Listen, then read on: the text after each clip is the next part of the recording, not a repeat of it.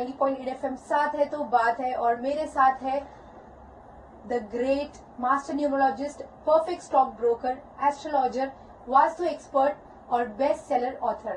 तो आप जान ही गए होंगे कि मैं किसकी बात कर रही हूँ। मैं बात कर रही हूँ शीतल बाकरे की। हेलो शीतल। हाय स्मिता। जहाँ तक अभी अगस्त से लेके दिसंबर तक हमारे यहाँ त्योहार ही त्योहार रहते हैं। हमारे इंडिया की ये बहुत बड़ी खूबी है। गणेश जी का आगमन होने वाला है, तो आज हमारा कुछ चर्चा इसी पर होगी। तो मैं सबसे पहला सवाल तुमसे ये करना चाहूंगी कि गणेश जी के आगमन की तैयारी कैसे करें। Ganesh ji one of my favourite festivals.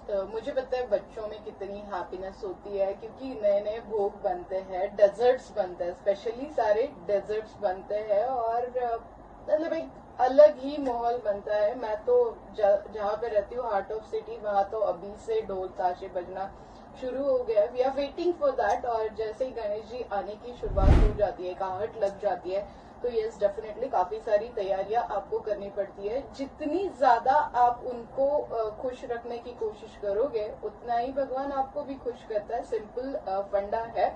But सबसे मेन चीज होती है स्मिता कि गणेश जी का आगमन हो रहा है और हम लोग पहले 15-20 दिन, महीने भर पहले उनकी जो प्रतिमा है, उनकी जो मूर्ति है, वो लाने का या फिर आजकल बुकिंग करने का हम लोग सोचते हैं। बहुत बार ऐसे होता है कि शैडो मारुति की मूर्ति ले लो या फिर तो सबसे बेस्ट तरीका मैं आज आप लोगों को बताऊंगी। मिट्टी कोई भी ले लो, नो वरीज, ठीक है। इको फ्रेंडली हम लोग उससे बोलते हैं, बट काफी अच्छी डिजाइन एंड जो बच्चों की फेवरेट होती है। मतलब मैं आए दिन फेस करती हूँ ये कि मम्मा वो वैसे नहीं चाहिए, ऐसे चाहिए, वैसे चाहिए। सो मूर्ति जो होनी चाहिए वो 3 इंच से थोड़ी सी बड़ी होनी चाहिए। मिनिमम 3 इंच से बड़ी मूर्ति जो होती है, तो वो गणेश जी के आगमन के लिए बहुत अच्छी होती है। बहुत बार हम लोग देखते हैं कि खड़े वाले गणेश जी हम लोग ले आते हैं, स्टैंडिंग वाले गणेश जी हम लोग ले आते हैं, तो जो वो आपके घर में विराजमान होने के लिए आ रहे हैं। हमारे घर में कोई भी मेहमान आता है तो हम लोग अच्छे से खातिरदारी करते हैं, उन्हें खड़े तो नहीं रखते। तो मैं बहुत बार हर वीडियो में मैंने बोला है, गणेश जी की प्रतिमा स्टैंडिंग वाली मत लेके आइए, अच्छे से विराजमान होते हुए लेके आइए, तो वो आपके घर में वैसे ही विराजमान होंगे। सिंहासन पे विराजमान करने वाली बहुत ज्यादा अच्छी होती है। बहुत बार मैं देखती हूँ वियर्ड बर्ड्स पे भी कभी कभार मूर्ति बैठे हुए दिखती है। हो सकता है as per numerology, as per vastu, आपके घर में वो बर्ड सूटेबल नहीं हो, तो उसके कुछ साइड इफेक्ट भी हो सकते हैं। एक बार चेक कर लीजिए कि वो बर्ड या फिर उस तरीके के बर्ड्स आपके घर पे सूटेबल है। सबसे बेस्ट मैं बोलती हूँ कि हाथी वाले गणेश जी ऑलवेज बेटर। एक चीज मत भूलना, लड्डू तो हर मूर्ति में रहता है, बट चूहे के ऊपर उनका पैर होना ही चाहिए। छोटा सा चूहा गणेश जी के साथ घर में आना ही चाहिए। विदाउट फेल उस मूर्ति को अगर आप देखते हो, कलरफुल आप ले सकते हो। इस बार का कलर ऑरेंज एंड येलो है, तो उस टाइप की कलर्स की मूर्ति अगर आप लेके आते हो तो ज्यादा बेस्ट रहेगा। ग्रेट। तो देखा आपने कितनी सारी प्रॉब्लम्स दूर कर रही है शीतल हमारे लिए और आपके लिए भी। तो शीतल, मेरा दूसरा सवाल आपसे ये है कि हम अक्सर भोग चढ़ाने के लिए सोचते हैं कि क्या चढ़ाएं। बहुत लोगों को तो नहीं पता होता है कि सिर्फ नारियल की जो खीस रहती है वो लाके हम लोग रख देते हैं, लेकिन इसके अलावा आप क्या बताएंगे। इस बार भोग हम लोग थोड़ा सा हटके लगाएंगे। हर दिन के हिसाब से अगर आप भोग लगा लेते हो ना, तो गणेश जी भी खुश हो जाते हैं। सबसे बेस्ट तो मैं ही खुश होती हूँ, क्योंकि वजन भी बढ़ता है और काफी सारे डेजर्ट, जैसे मैंने बोला, स्वीट डिशेस मिल जाती है। पहले दिन जब गणेश जी घर पे आते हैं तो मोदक का तो भोग हम लोग लगाते ही है। इस बार मोदक में पंच पकवान वाली जो चीजें होती है, तो वो ऐड करना मत भूलिए। कम से कम जैसे शक्कर और खोबरे का वो जो केस होता है वो हम लोग मिला देते हैं, उसमें थोड़ी सी खसखस मिला लीजिए, थोड़ा सा कपूर छिड़क लीजिए, जस्ट थोड़ा सा पाउडर। एंड यस, उसमें अगर आपको डालना है तो 4 चीजें हमने बोल दी, खोबरा, शक्कर, खसखस एंड यस ड्राई फ्रूट्स अगर हम लोग डाल देते तो वो पंच पकवान हो जाते हैं। तो उसका भोग पहले दिन लगा दीजिए। मालपुआ गणेश जी को बहुत पसंद है। ऑरेंज या फिर मोतीचूर के लड्डू गणेश जी को बहुत पसंद है। देन दूध से बनी कोई भी मिठाई गणेश जी को बहुत ज्यादा पसंद आती है, तो वो आप भोग लगा सकते हो। साथ में पॉसिबल है तो गुड़ और घी का भोग लगा के वो अगर आप गाय को खिला देते हो, तो घर में जो भी डर फैला हुआ है वो निकलने की कोशिश यहाँ पे की जा सकती है। तो केसर हर भोग में लगाना मत भूलिए। कोई भी भोग आप लगा रहे हो ऊपर से 2 स्टिक ऑफ केसर अगर आप डालते हो तो गणेश जी और ज्यादा हैप्पी होंगे और आपका भोग जल्दी से एक्सेप्ट करेंगे। क्या बात है। मेरा तीसरा सवाल आपसे ये है शीतल जी कि इसमें आपकी रेमेडीज क्या काम आएगी? देखिए, बहुत सारी प्रॉब्लम्स पे 10 दिन इतने ज्यादा सॉल्यूशंस है आप लोगों के पास। बस 10 दिन आपको आराधना करनी पड़ेगी। कुछ पाने के लिए कुछ थोड़ा बहुत मेहनत तो आपको करना ही पड़ेगा। हर दिन जब आपके घर में गणेश जी विराजमान हो गए हैं, हम लोग हर तरीके से हमारे हिसाब से पंच पकवान खिलाते रहते हैं, खाना खिलाते रहते हैं, भूख लगाते रहते हैं, बट हमारे माइंड में जो सारी चीजें चल रही है वो दुख हरने के लिए आते हैं, इसीलिए उन्हें दुख हरता बोला जाता है। तो दुख हरने के लिए जब वो घर में आते हैं तो काफी सारी रेमेडीज आप कर सकते हो। स्पेशली रोज घी का दिया शाम में होना चाहिए। गणेश जी का कोई भी ओम गण गणपति नमः एक बहुत सिंपल जाप है। गणेश जी का कोई भी और आपको जो भी जाप आता है वो आप कर सकते हो 108 बार।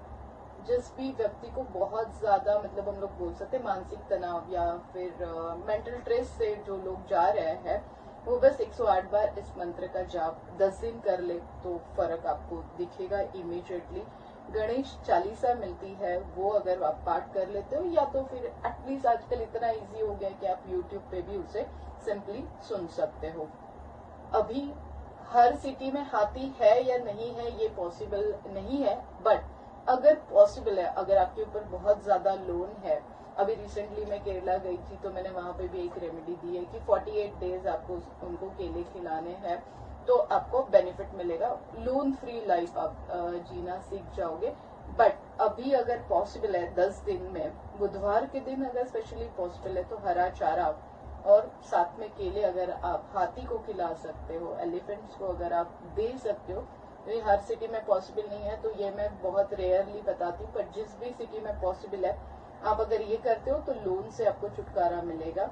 देन इन 10 दिनों में कभी भी आपसे पॉसिबल है तो लाइक जो अनाथ आश्रम होते हैं, जो उसे आप इंग्लिश में क्या बोलते हो, एनजीओज होते हैं, तो वो ऐसे एनजीओज होने चाहिए जहाँ पे छोटे बच्चे हैं और अगर पॉसिबल है तो उन छोटे बच्चों को आप गिफ्ट्स कर दो या तो फिर बूंदी के लड्डू का गिफ्ट आप कर दोगे तो ज्यादा बेटर होगा। साथ में आप आपके हिसाब से और जो भी देना चाहते हो, बट एटलीस्ट आप बूंदी के लड्डू केसर मिलाए हुए हो तो ज्यादा बेटर होगा।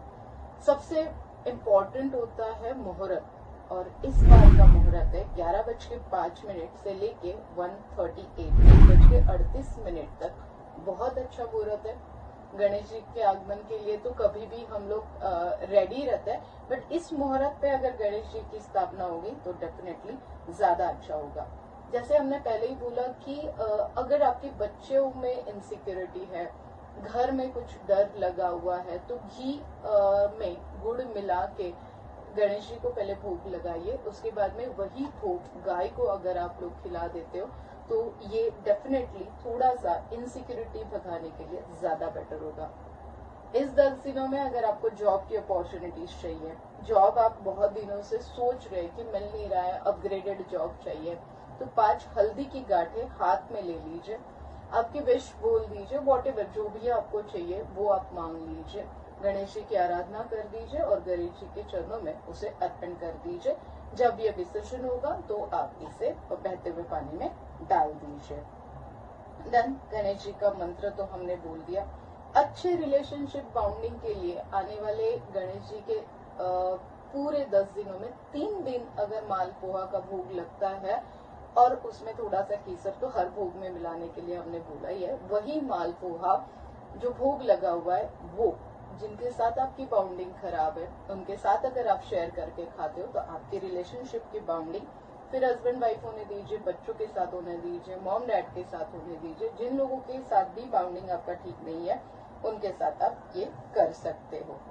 बहुत दिनों से काफी सारी विशेष अनकम्प्लीट है, कंप्लीट ही नहीं हो रही है, बहुत आप स्ट्रगल कर रहे हो, बहुत आप चैलेंजेस फेस कर रहे हो, तो तिल के लड्डू बना दीजिए, तिल और गुड़ का मिश्रण करके उस लड्डू का भोग आप लगा दीजिए और वही भोग आप जो भी लोग चैलेंजेस फेस कर रहे हैं वो उनको खुद ही खाना है। तो आप 10 किलो का भी भोग लगाओगे तो भी आपको खुद ही खाना है। सो लाइक उस हिसाब से आप भोग लगाइए कि आप पूरा वो खा सकते हो, और यस उससे आपके जो भी प्रॉब्लम्स है वो सॉर्ट आउट होते हुए दिखेंगे।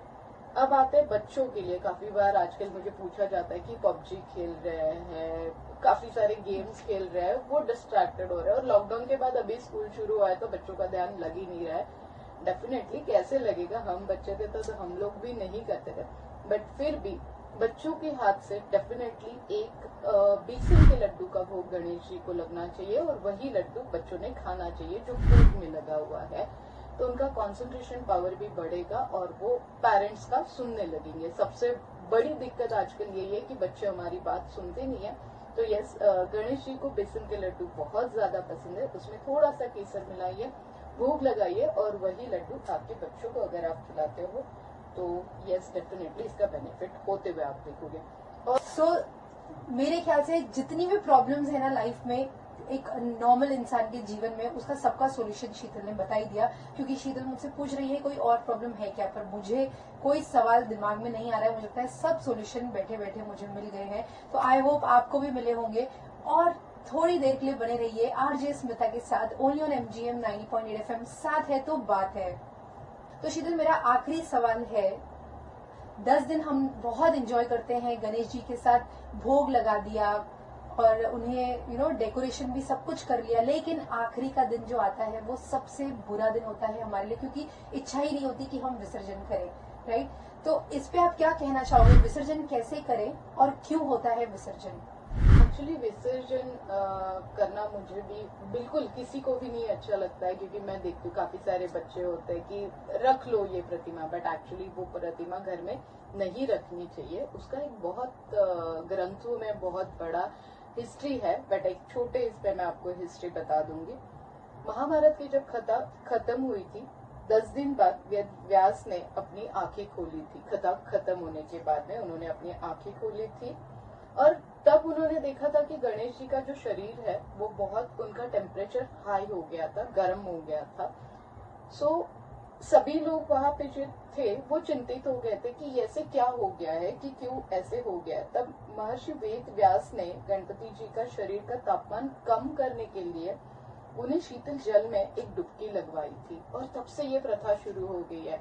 एक्चुअली लोकमान्य तिलक ने ये शुरू किया था, उसके बाद में हर कथा उसमें जुड़ गई है, और इसीलिए 10 दिन के बाद में गणपति का विसर्जन होना बहुत जरूरी है। आप 3 दिन में करो, आप 5 दिन में करो, 7 दिन में करो, 10 दिन में करो, बट गणेश जी की जो प्रतिमा हम लोग घर में रखते हैं ना, वो नहीं रखना चाहिए। बहुत बार ऐसे होता है कि अगले साल हम लोग विसर्जित करेंगे, बच्चों की जिद होती है, वो नहीं, इस बार आपको माननी है। 10 दिन के बाद इसका विसर्जन आपको जरूर करना है, क्योंकि गणेश जी का जो तापमान कम होने के लिए वो विधि लगाई गई है, तो वो विधि पूर्वक ही होना चाहिए। अब परंपरा जैसे शुरू हुई है, गणेश जी का जब विसर्जन होता है तो गणेश जी के साथ में आपको बहुत सिंपल, जो भी दुख हरता तो वो ऑलरेडी है, विघ्नहर्ता ऑलरेडी है ही वो, तो आपके जो भी विघ्न है, आपकी जो भी दुख है, वो येलो कलर के स्टिक पे ग्रीन पेन से लिख दीजिए, और छोटी सी एक चेट बना के उनके लेफ्ट हैंड में उसे बांध दीजिए। जब आप उनको लेफ्ट हैंड में बांधोगे तब आप आपका विसर्जन करोगे, तो आपके दुख, आपके जो भी विघ्न है वो गणेश जी साथ में लेके अगले साल तक हमें वेद करवाएंगे। तो डेफिनेटली ये बहुत सिंपल तरीका है अपने विघ्न हरने का। तो डेफिनेटली आप 1.5 दिन का करो, 3 दिन का करो, 7 दिन का करो, बट जब भी विसर्जन करोगे तो लेफ्ट हैंड पे येलो पेपर पे ग्रीन पेन से आपकी जो भी दुख है वो लिख के, और नीचे ओम गण गणपते नमः लिखना मत भूलिए, और छोटा सा एक चीट बना के विसर्जन कर सकते हो। तो सुना आपने कि हम विसर्जन क्यों करते हैं और विसर्जन कैसे करें। ये बहुत ही इम्पोर्टेंट है। अगर आपको आपके प्रॉब्लम से दूर भागना है, अगर आप इसे यूज करते हैं, इम्प्लीमेंट करते हैं अपनी लाइफ में, तो डेफिनेटली आपको कहीं ना कहीं फर्क दिखेगा।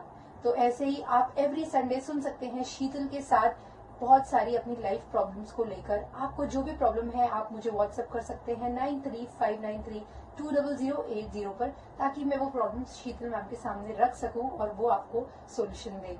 बने रहिए आरजे स्मिता के साथ, ओनली ऑन MGM 90.8 FM। साथ है तो बात है।